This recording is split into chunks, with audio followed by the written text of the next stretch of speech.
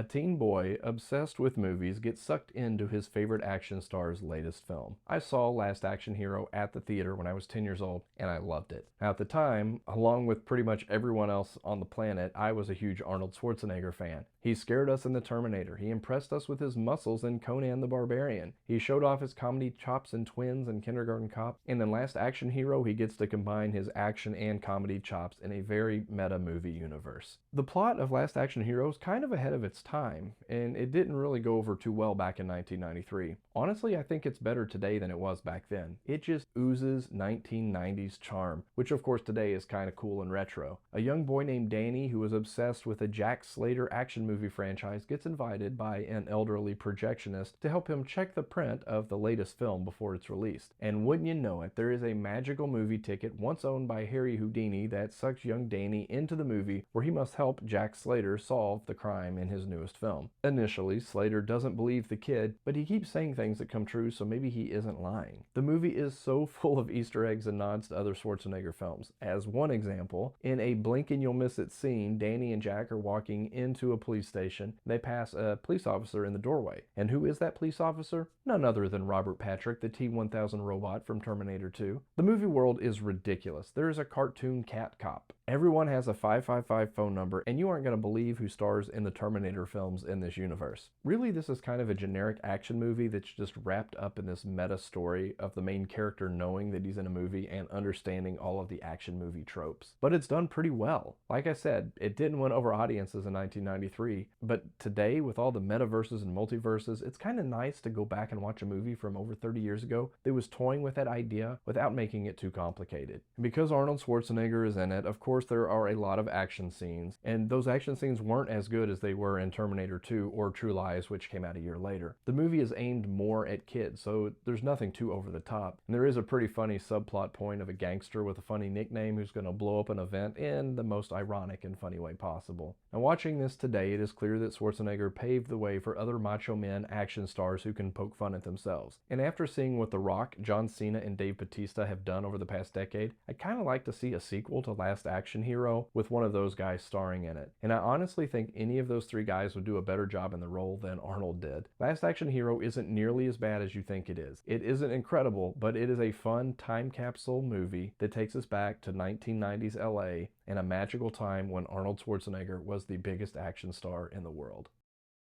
Being covered in tar, crazy contact lenses, creepy looking bad guys, getting really close to a corpse, hanging out in a video store, killing a guy while reading the paper.